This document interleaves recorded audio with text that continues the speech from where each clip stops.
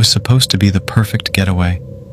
Two best friends, Ethan and Mark, had been planning this camping trip for months. A weekend away from the chaos of city life, surrounded by nothing but the whispers of the wind and the towering trees of the abandoned mountain hill. They set up their tent as the sun dipped below the horizon, casting long shadows across the thick forest. The eerie silence was broken only by the occasional rustling of leaves and distant hoots of an owl. They shared ghost stories over a crackling fire, laughing at each other's paranoia, until fatigue pulled them into the safety of their tent. Hours passed. The moon, a pale guardian, hung high above the skeletal branches.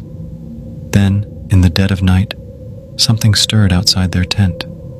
A faint shuffling noise. Ethan's eyes snapped open. His breath hitched in his throat.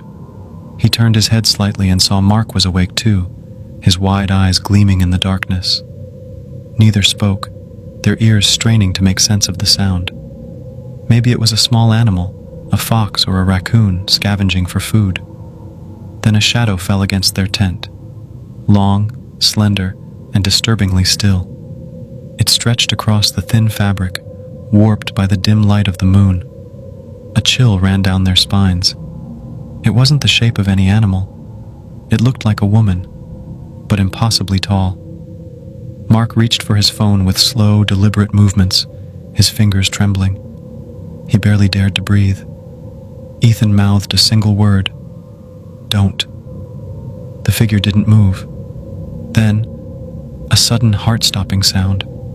A dog's mournful wail right next to their tent. The cry was agonizing, a sorrowful, unnatural sound that sent a wave of unease coursing through them. It didn't belong here. They hadn't seen a single dog when they hiked up the mountain. Mark clutched Ethan's wrist, his nails digging in. "What the hell?" he mouthed. Another sound, a whimper, a desperate plea. It was so close, as if the dog was pressing against the tent's fabric. But something was off. The sound was distorted. It started as a canine cry but twisted into something else. A rasping, garbled mimicry like someone or something was trying to imitate a dog's whimper but failing. The wail stretched unnaturally long, fading into an unsettling silence. The shadow moved. Slowly, deliberately, it shifted, elongating further, its head tilting in an unnatural, jerky motion. Ethan and Mark squeezed their eyes shut, willing themselves to be invisible, to disappear into the darkness. Their lungs burned from holding their breath. A faint scratching sound started at the base of their tent. It moved in slow, deliberate circles, as if whatever was out there was feeling its way around, mapping its prey. The sound of nails, long, sharp, too precise to be human, dragged against the fabric. Then came the voice. "Let me in." A whisper, a dry, cracked, inhuman whisper, a sound that sent ice down their spines, hollow and empty, devoid of any real emotion. They didn't move. The tent zipper twitched, just the faintest tug, then another. Ethan's mind screamed, "Don't open it," but his body was frozen in place. The presence outside the tent lingered for what felt like an eternity. Then, as suddenly as it had come, it stopped.